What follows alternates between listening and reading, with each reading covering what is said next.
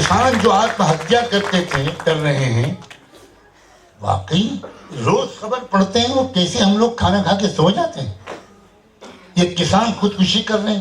لاکھوں کسان خودکشی کر چکے ہمارے ملک میں. یہ کچھ دن پہلے تک ہمارا ملک 94 پوزیشن پر تھا، اب اور نیچے گر کر 101ویں نمبر پر آ گیا. اللہ اکبر. اس کا مطلب ہے کہ کتنے کروڑ لوگ ہیں جو بھوکے رہتے ہیں. ہمیں اس ملک میں وہ کام شروع کرنا چاہیے کہ اگلے چند سالوں میں ہمارے اس دیش میں ایک بھی بھوکا نہ رہے. ان لوگوں نے کام کیا ہے جن کو برا بھلا کہا جا رہا ہے. انہوں نے کام کیا ہے. انہوں نے چھپروں میں جا کر کام کیا، گاؤں گاؤں میں کام کیا، کھیت کھیت میں جا کر کام کیا ہے. 100 سے زیادہ سال انتھک کام کیا ہے. میں ان کے کاموں کی پورے اس تفصیلات کو جانتا ہوں. میں چھپروں اور جھوپڑیوں میں ہاتھ جوڑ کر اپنے بوڑھے ماں بھائیوں اور بہنوں سے ان کے پیر پکڑ کر ان کی سیوا کرنے کے لیے ساتھ ہوں. جل سے بہت ہو چکے. پلیز گراؤنڈ پر اتریے، زمینی کام کیجیے.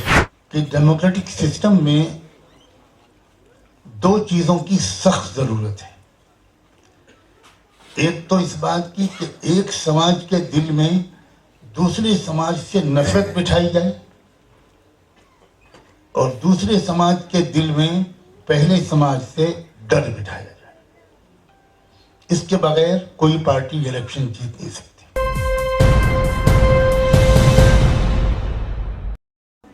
سب سے پہلے تو میں اس بات پر سب حضرات سے معافی چاہتا ہوں کہ میں اپنی کچھ بیک پرابلم کی وجہ سے کھڑے ہو کر بات نہیں کر پا رہا ہوں. آپ حضرات معاف فرمائیں، یہ آپ کے ادب کے خلاف ہے، لیکن میں مجبور ہوں، معذور ہوں. دوسری بات کہ کسی جلسے کی صدارت کو لوگ اعزاز سمجھتے ہیں اور میں اس کو قید با مشقت کی سزا سمجھتا ہوں. ایک ہوتی ہے قید با عزت، لیکن یہ قید با مشقت ہوتی ہے. کیسے دعا کروں کہ آپ کو یہ سزا نہ ملے، کیونکہ اس کا مطلب یہ ہوگا کہ پھر آپ کو صدارت کا اعزاز نہ ملے.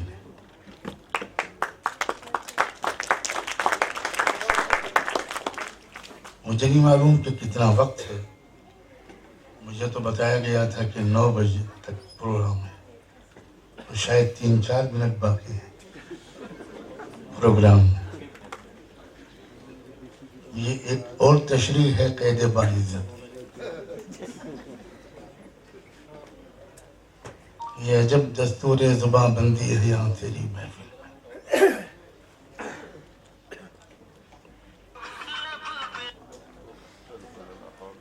بہت سی ضروری باتیں بہترین انداز میں ہمارے فاضل مہمانوں نے، مقررین نے، مذہبی رہنماؤں نے بہت اچھے انداز سے ہمارے آپ کے سامنے رکھی ہے. میں ان باتوں کو دہرانے کی کوئی ضرورت نہیں سمجھتا. نہ تو اس کی ضرورت ہے نہ اس کا وقت ہے. تمام باتوں کے پیچھے جو اسپرٹ کام کر رہی تھی، چاہے باتوں کا ٹیمپریچر کم یا زیادہ ہو، اس سب کی اسپرٹ سے شاید کسی کو بھی اختلاف نہیں ہو سکتا.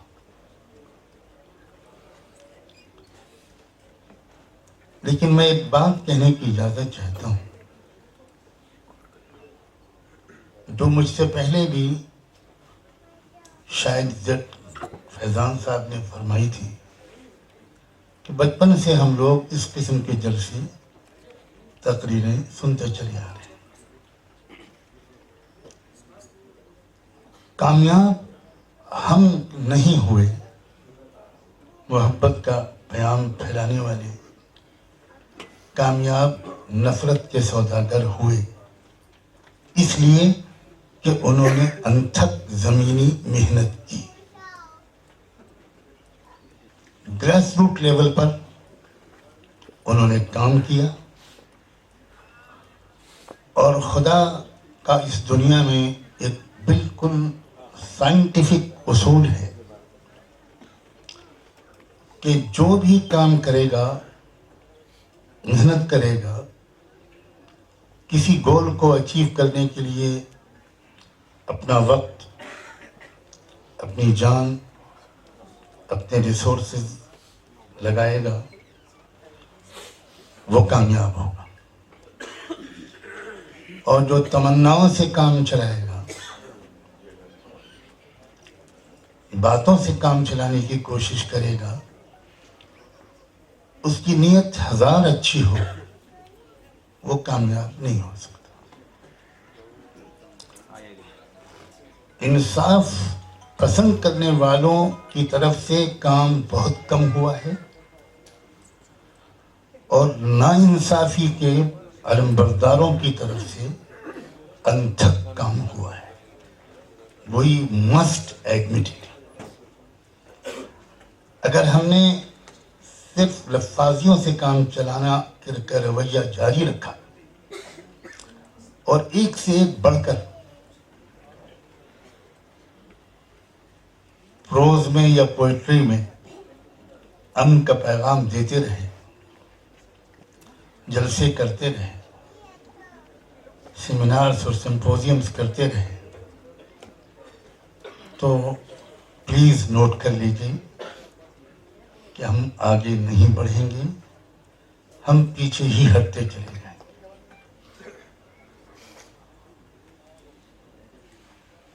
نمبر 2،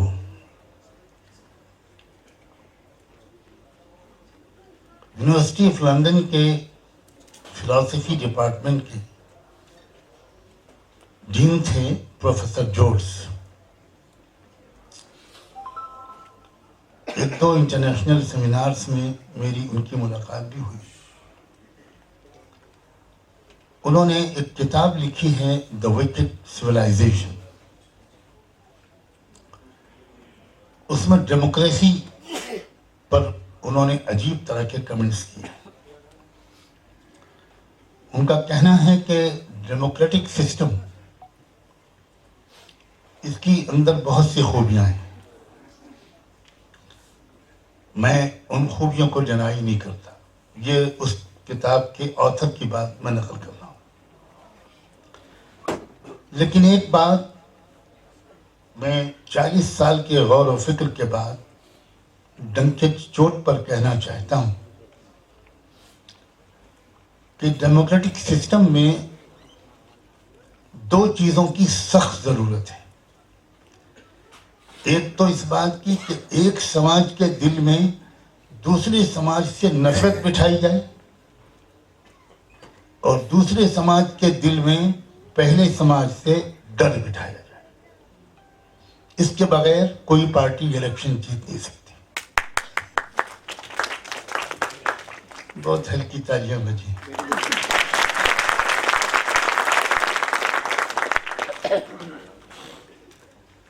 ڈیموکریٹک سسٹم ان قوموں میں کامیاب ہوتا ہے جہاں ایشوز کو لوگ سمجھتے ہیں۔ نان ایشوز میں میجورٹی آف دا پیپل کو الجھایا نہیں جا سکتا، لیکن جو ہماری سب کانٹیننٹ ہے، ہمارا جو تھرڈ ورلڈ ہے، اس کی جو حالت ہے وہ مجھے بیان کرنے کی بالکل ضرورت ہے۔ بہت آسانی سے کسی کو کسی کے خلاف بھڑکایا جا سکتا ہے، بہت آسانی سے کسی کو کسی سے ڈرایا جا سکتا ہے۔ بہت دیر سے آپ لوگ بہت سیریس ٹاک سن رہے ہیں، تھک گئے ہوں گے، تو ایک تھوڑا سا مسکرا دینے والا قصہ بھی سناتا ہوں جو سچا قصہ ہے، لکھنؤ شہر کا ہے۔ لکھنؤ کا ایک بازار ہے، اس کا نام ہے گڑبڑ جھالا۔ میں اس شخص کو مبارکباد دیتا ہوں کہ وہ اردو ادب کا کوئی بہت بڑا ماہر تھا جس نے اس بازار کا نام گڑبڑ جھالا رکھا۔ وہ بالکل اسم با مسمہ ہے، واقعی وہ بازار گڑبڑ جھالا ہی ہے۔ خدا کرے ایک بار آپ سب کو وہاں جانے کی زحمت ہو، شرف نہیں زحمت ہو۔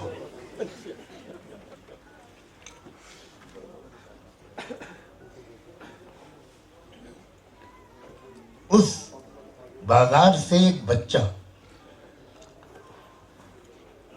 بہت تنگ گلیوں میں وہ بازار ہے، وہاں سے تیزی سے بھاگتا ہوا، دوڑتا ہوا اور یہ چلاتا ہوا کہ چل گئی چل گئی چل گئی چل گئی۔ بھارت کا موجودہ ماحول آپ جانتے ہیں اور سمجھداری کی سطح بھی جانتے ہیں۔ سب سمجھے گولی چل گئی چل گئی چل گئی، بھاگو بھاگو بھاگو۔ لوگوں نے دکانیں بند کی، کوئی چھٹک کے اندر گھس گیا، کوئی کہاں چھپا، کوئی کدھر بھاگا۔ حالانکہ قصہ یہ تھا، پولیس آ گئی، پولیس نے ادھر ادھر بہت دیکھا، نہ کوئی جھگڑا نہ کوئی لڑائی، گولی تو کیا کوئی لاٹھی بھی نہیں۔ بہت مشکل سے پتا چلا کہ ایک بچہ بھاگتا ہوا گیا تھا، تو پولیس والوں نے پھر ادھر دوڑایا، ادھر جاؤ ادھر دیکھو۔ وہ بچہ بالآخر اس سے ملاقات ہو گئی پولیس کی۔ میں یہ تو نہیں کہوں گا کہ اس بچے کو پکڑ لیا۔ بیٹا تم کیا کہہ رہا تھا، یہ چل گئی کیا کہہ رہا تھا؟ تو اس نے کہا کہ میں ایک کھوٹی اٹھنی لے کر گیا تھا اور وہ پتنگ لینے گیا تھا، اور میں نے وہ کھوٹی اٹھنی دی اور پتنگ مل گئی، میں خوش ہوا، اٹھنی چل گئی چل گئی چل گئی چل گئی چل گئی۔ یہ ہے ہمارے ملک کے ماسس کا حال۔ اور ایئر کنڈیشن ہال میں آپ چاہے جتنے بہترین اپدیش دے دیجئے، you are going to achieve nothing۔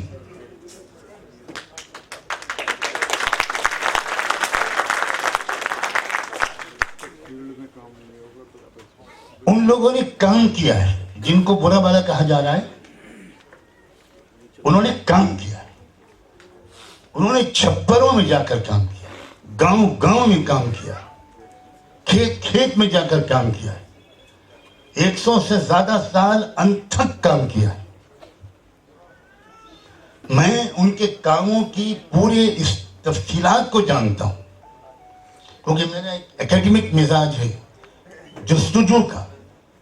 میں جلدی کسی کو دوش دینے کے بالکل خلاف ہوں اور ہر ایک سے کچھ سیکھنا چاہتا ہوں،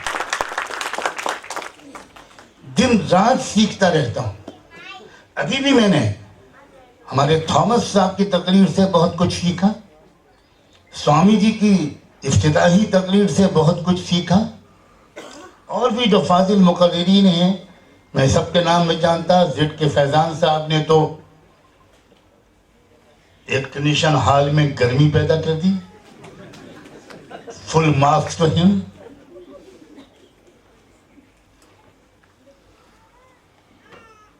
آر ایس ایس کے ذمہ داروں سے، اعلیٰ ذمہ داروں سے میری ملاقاتیں ہوں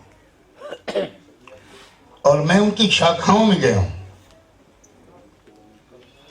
اور عجیب غریب طریقے سے میرا رابطہ ہوا ہے۔ پتہ نہیں وقت میں گنجائش ہے کہ نہیں، ایک واقعہ سنانے کے لیے میرا دل بے چین ہے، اجازت ہے؟ ارے کہاں وقت ہے بھائی، وہ تو بچا کھچا فی سبیل اللہ خیرات ایک باہر کے مسافر پردیسی کو مل گئی۔ بہت بہت شکریہ۔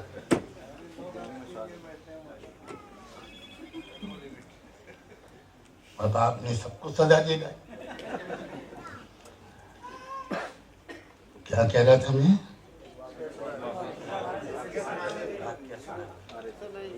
میں جب لکھنؤ میں رہتا تھا، اب تو زیادہ تر میرا قیام مہاراشٹر میں رہتا ہے،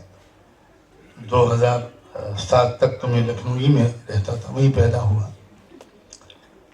تو 1980s کے بعد جو ملک کا ماحول بہت تیزی سے بگڑنا شروع ہوا،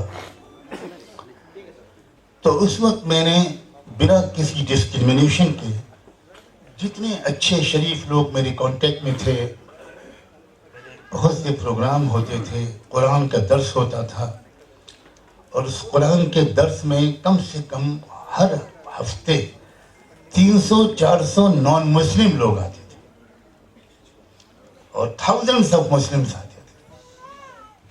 اور نان مسلمس میں سب طرح کے لوگ ہوتے تھے، ایتھیسٹ لوگ، لیفٹسٹ لوگ، کرسچنز، سکھ، اور بڑی تعداد میں ہندو بھائی.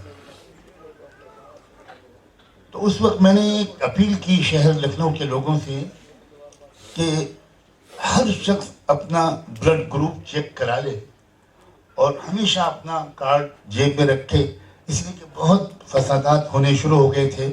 آپ کو یاد ہوگا کہ 31 سے جو تحریک شروع ہوئی رام جنم بھومی بابری مسجد کے نام پر، جو خالص پولیٹیکل تحریک تھی، تو اس میں جو ہونا لگا، ادھر مارا گیا ادھر زخمی ہوا، تو بہت سے لوگ اس لیے بیچارے جان توڑ دیتے تھے کہ ان کو وقت پر بلڈ نہیں ملتا تھا. ہمارے لکھنؤ میڈیکل کالج کے کچھ سینئر ڈاکٹرز نے یہ کہا کہ مولانا اگر کسی طرح بلڈ مل جایا کرے تو بہت سی جانوں کو بچایا جا سکتا ہے. تو میں نے ہر پروگرام میں لوگوں سے یہ ریکویسٹ کرنی شروع کی کہ آپ سب اپنا بلڈ گروپ جانچ کرا لیجیے اور ہر وقت اپنے پاس رکھیے، اور اپنے کانٹیکٹ نمبر، اس وقت موبائل کا زمانہ بھی نہیں تھا، کوئی ایسا کانٹیکٹ نمبر دیجیے جس سے جلدی آپ کو کال کیا جا سکے. بہت سے لوگوں کی سیوا کرنے کا موقع ملا. رات کے 11:30-12 بج رہے تھے کہ مجھے فون آیا. ایک ڈاکٹر فہیم تھے ایمرجنسی سروس میں میڈیکل کالج کے ٹراما ڈپارٹمنٹ میں. ان کا فون آیا کہ ایک لڑکی آلموسٹ 20-21 سال کی لڑکی سیریسلی انجورڈ ہو کر آئی ہے، کہ ایکسیڈنٹ میں ہیڈ انجوری ہے، اور اگر فوراً بلڈ مل جائے تو ہم لوگ سرجری کرنا چاہتے ہیں، برین سرجری، تو شاید وہ بچ جائے. میں نے پوچھا اس کا بلڈ گروپ کیا ہے، تو انہوں نے بتایا. میری خوش قسمتی تھی کہ وہ بلڈ گروپ میرا اپنا تھا. تو میں نے سوچا میں کسی اور کو کال کروں گا، اس میں تو کئی منٹ لگ جائیں گے. شہر میں کرفیو لگا ہوا تھا. اس کے باوجود اس وقت میرے پاس وہ ٹی وی ایس کی موپیڈ تھی. میں اس کو لے کر اکیلا ہاسپٹل کی طرف گیا. راستے میں پولیس کے لوگوں نے کئی بار مجھے روکا، اور ان کو روکنا بھی چاہیے تھا. تو میں نے ان کو ایکسپلین کیا کہ ایک لڑکی انجوری ہے، اسپتال میں ہے، وہاں اس کو میں اپنا بلڈ دینے جا رہا ہوں. تو انہوں نے الاؤ کیا. میں پہنچا اسپتال میں، بہت شارٹ کر کے بیان کرنے کی کوشش کر رہا ہوں. بلڈ میرا ٹیسٹ کیا گیا، میچ کیا گیا، خوش قسمتی سے میچ ہو گیا اور بلڈ لیا گیا، اور بچی کی سرجری ہوئی. اور اگلے 1 دن کے بعد میں اس کو دیکھنے کے لیے گیا، تو جو سسٹر تھی، نرس، اس نے مجھے پہچان لیا، کیونکہ اسی نے شاید میرا بلڈ وغیرہ سب ٹیسٹ کیا تھا. تو اس نے اس لڑکی کے پتا جی سے کہا کہ یہی جو مولانا صاحب آ رہے ہیں، انہوں نے بلڈ دیا تھا. آپ یقین کیجئے کہ وہ پتا جی ایسا میرے قدموں پہ گر کے دہاڑے مار کے رونے لگے، اور میں جلدی سے ان کو اٹھایا اور سینے سے لگایا. میں نے کہا آپ کیا کر رہے ہیں، یہ کیا کر رہے ہیں؟ آپ کہہ رہے ہیں نہیں صاحب، آپ دیوتا ہیں، آپ یہ ہیں، آپ وہ ہیں. میری ایک ہی اولاد، نہ میرا کوئی بیٹا، نہ کوئی میری کوئی بیٹی، ایک ہی بیٹی، اور اس کو آپ نے بچا لیا ہے. میں نے کہا بچانے والا صرف ایک مالک ہے، اس نے بچایا ہے. خیر وہ ٹھیک ہو گئی، بچی بالکل فٹ ہو گئی. تو وہ لوگ بجائے کسی مندر میں جانے کے پہلے یا کہیں اور جانے کے بجائے، وہ 6-7 لوگ پریوار کے میرے گھر پر آئے، مٹھائی وغیرہ کا ڈبہ دے کر. اور انہوں نے وہاں مجھے بتایا کہ میں فلاں ڈسٹرکٹ کا RSS کا پرچارک ہوں. یہ میں آپ سے کہنا چاہتا ہوں، بات کرنا بہت آسان ہے، اصل طاقت عمل میں ہوتی ہے. اس کے بعد اب آگے میں کیا آپ کو بتاؤں کہ کیا انقلاب آیا اس شخص کے اندر. اسی کا ذریعہ تھا. اس نے کہا نعمانی صاحب اب میں اس وقت تک نہیں مانوں گا جب تک کہ آپ کی سینکڑوں RSS کے لوگوں سے ملاقات نہ کروں. ہمیں کیا بتایا گیا تھا آپ لوگوں کے بارے میں؟ ہمیں کیا بچپن سے بتایا جاتا تھا آپ کے بارے میں کہ آپ کیسے ہیں اور آپ کیسے ہیں؟ میں آپ کی ملاقات کروں گا. میں نے کہا دیکھو ہر طرح کے لوگ ہر سماج میں ہوتے ہیں. ہو سکتا ہے کچھ بہت سے برے لوگ ہمارے سماج میں بھی ہوں اور بہت سے اچھے لوگ آپ کے سماج میں بھی ہوں. اصل مصیبت یہ ہے کہ ہم کسی تیسرے کے مدھیم سے ایک دوسرے کو سمجھنے کی کوشش کرتے ہیں. آپس میں ڈائریکٹ بات چیت نہیں کرتے. ہمیں جو ڈاؤٹس ہونے چاہیے ہوتے ہیں کسی آپس میں دوسرے کے بارے میں، سسپیشنس ہوتے ہیں، کچھ ہم کو مس انفارمیشنز ملتی ہیں، کچھ مس انڈرسٹینڈنگز ہوتی ہیں، ان کو آپس میں مل کر بات چیت کرنی چاہیے. اور فارمل جلسوں سے زیادہ آپ یقین کیجئے انفارمل ملاقاتوں میں فائدہ ہوتا ہے. کیونکہ جلسے کے ماحول کو دیکھ کر تو کامیاب مقررین اپنی بات بدلنے کا بڑا تجربہ رکھتے ہیں.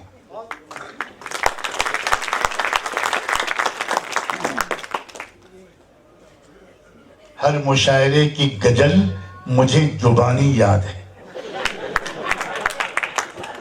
آپ سے معذرت کے ساتھ یہ کافی نہیں ہے. بہت اپریشیبل ہے، اچھی شروعات ہے، لیکن یہ کافی نہیں ہے. یہ میں بہت صاف لفظوں میں کہنا چاہتا ہوں. پورے ملک میں ہر جگہ آپ جلسہ کر لیجیے، گنے سے زیادہ میٹھی میٹھی باتیں آپ کو سننے کو ملیں گی، لیکن باہر کی دنیا پر اس کا کوئی فرق نہیں پڑے گا. دیکھیے کوئی پریکٹیکل ایجنڈا عام لوگوں تک پہنچنے کا، آؤٹ ریچ کرنے کا، ان کا دل جیتنے کا آج ہم کو طے کرنا چاہیے. یہ ہے میری اپیل علماء بورڈ کے جواں عمر اور جواں ہمت آرگنائزر سے. اور میں خود سجیسٹ کرتا ہوں گستاخی معاف کہ پریکٹیکل ایجنڈے کون سا ہونا چاہیے. یہ میری تجویز ہے، کوئی ضروری نہیں کہ آپ اس سے ایگری کریں، آپ اس سے بہتر کوئی اور چیز پیش کر سکتے ہیں.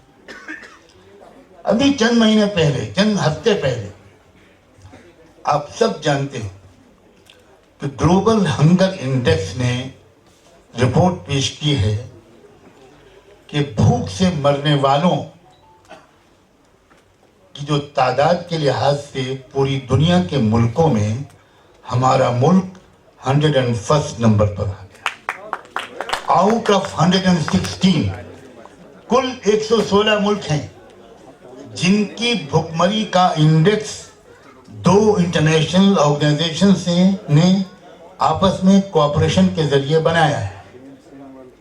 اور اس میں ابھی کچھ دن پہلے تک ہمارا ملک 94 پوزیشن پر تھا، اب اور نیچے گر کر 101ویں نمبر پر آ گیا. اللہ اکبر. اس کا مطلب ہے کہ کتنے کروڑ لوگ ہیں جو بھوکے رہتے ہیں. اگر علماء بورڈ سنسیئر ہے کام کرنے میں اور ان سارے لوگوں کی رہنمائی میں، ہمیں اس ملک میں وہ کام شروع کرنا چاہیے کہ اگلے چند سالوں میں ہمارے اس دیش میں ایک بھی بھوکا نہ رہے. آپ اس طرح پہنچیں گے دروازے دروازے. ہم ہو سکتا ہے بعض دروازوں سے دھتکارے جائیں، بعض دروازوں سے ہم کو گالیاں ملیں، بعض دروازوں سے ہم کو ریسپیکٹ نہ ملے. ہم جن مذہبی رہنماؤں کے نام لیوا ہیں ان کی زندگی کیسے گزری تھی؟ مہاتما گوتم بدھا نے کن قربانیوں کے ساتھ زندگی گزاری تھی؟ ناقابل تصور قربانیاں، ناقابل تصور انہوں نے بھوک برداشت کی تھی. وہ تو راجا کے بیٹے تھے، راج محل میں رہتے تھے، لیکن سماج کی غربت، سماج کے پچھڑے پن کو انہوں نے دیکھا. جب ان کو خدا کا نور ملا تو انہوں نے یہ طے کیا کہ اب مجھے کسی کو بھوکا نہیں سونے دینا ہے. ہمارے ملک کی ایک بہت بڑی مصیبت ہے، وہ یہ ہے کہ ہم کسی اچھے انسان کو انسان نہیں رہنے دیتے، اس کو فوراً دیوتا اور خدا بنا دیتے ہیں. یہ بہت بڑی مصیبت ہے. میرے بچپن میں یو پی کے اس وقت کے چیف منسٹر، جو ملک کی آزادی اور پارٹیشن کے بعد کے پہلے یو پی کے چیف منسٹر تھے، انہوں نے آرٹیکلز لکھے، اردو اخباروں میں بھی چھپے، اور انہوں نے شکایت کی کہ ہمیں شکایت ہے کہ بھارت کے مسلمان ہمارے پروجوں کو اپنا پروج نہیں مانتے، وہ عرب کے پروجوں کو اپنا پروج مانتے ہیں. میرے والد صاحب جو بہت بڑے اسکالر اور سنت تھے، 100 کتابوں سے زیادہ انہوں نے لکھی. انہوں نے فوراً مضمون لکھا اور اس مضمون میں لکھا کہ آپ نے کس مہاپرش کو کا تعارف ہم سے ایک اچھے انسان کی حیثیت سے کرایا ہے، بتائیے. آپ ایک طرف کہتے ہیں کہ شری رام چندر جی مرجادہ پرشوتم تھے، اور دوسری طرف آپ ان کو خدا مانتے ہیں. ایک طرف آپ کہتے ہیں کہ کرشن جی بہت قابل قدر عظیم انسان تھے جنہوں نے ارجن کو ظلم کے مقابلے کے لیے کھڑا کیا، اور دوسری طرف آپ ان کو خدا مانتے ہیں. یہی فرق ہے. اسی لیے سیدنا محمد الرسول اللہ صلی اللہ علیہ وآلہ وسلم نے، جو خدا کے آخری رسول تھے، انہوں نے ہزاروں بار یہ کہا، دیکھو میں انسان ہوں، انسان، اور تمہاری طرح کا انسان. قرآن نے ان کو حکم دیا کہ یہ بات بار بار صاف کرو، قل انما انا بشر مثلکم یوحا الی. محمد آپ صاف اعلان کیجئے کہ میں تمہاری طرح کا انسان. فرق یہ ہے کہ خدا کا گیان مجھ پہ آتا ہے تم تک پہنچانے کے لیے اور خود عمل کرنے کے، بس. لیکن میں ہوں انسان. آپ کسی کو خدا یا دیوتا مان لیں گے تو آپ اس کی پوجا ارچنا تو کر سکتے ہیں، لیکن آپ اس کو فالو نہیں کر سکتے. فالو آپ اپنے جیسے ہیومن بینگ کو کر سکتے ہیں. جب آپ کو نظر آئے گا کہ یہ انسان ہوتے ہوئے بھی اپنے غصے کو کنٹرول کر لیتا ہے، تو میں کیوں نہیں کر سکتا؟ میں بھی کر سکتا ہوں. جب یہ انسان ماں بہنوں کو بری نظر سے نہیں دیکھتا تو میں بھی اپنی نگاہوں کو کنٹرول کر سکتا ہوں. جب یہ انسان کبھی جھوٹ نہیں بولتا انسان ہوتے ہوئے، تو میں بھی ہمیشہ سچ بول سکتا ہوں. یاد رکھیے، جتنے بھی خدا کی طرف سے سچے مصلح آئے، بھیجے گئے، ہر قوم میں آئے، ہر ملک میں آئے، ہر زبان میں آئے. بلکہ ہمیں تو ایک بات کا اور فخر ہے کہ پہلا انسان اور پہلا پیغمبر بھارت میں آیا. اس وجہ سے ہم کو بھارت سے ایک مذہبی لگاؤ بھی ہے. وطنی تو وطنی، ہمیں مذہبی لگاؤ ہے. حضرت آدم علیہ السلام کو خدا نے عرب میں نہیں بھیجا. جب سورگ سے اتار کر، جنت سے نکال کر یہاں زمین میں بسانے کا فیصلہ کیا، تو آپ پڑھیے بھوشیہ پران، اس میں صاف لکھا ہوا ہے کہ وہ جموں سرالدیپ میں پیدا ہوئے، جو بھارت کا حصہ تھا، جو آج سری لنکا ہے. خدا نے اس زمین کو اس قابل سمجھا کہ پہلا انسان اور پہلا پیغمبر یہاں آئے.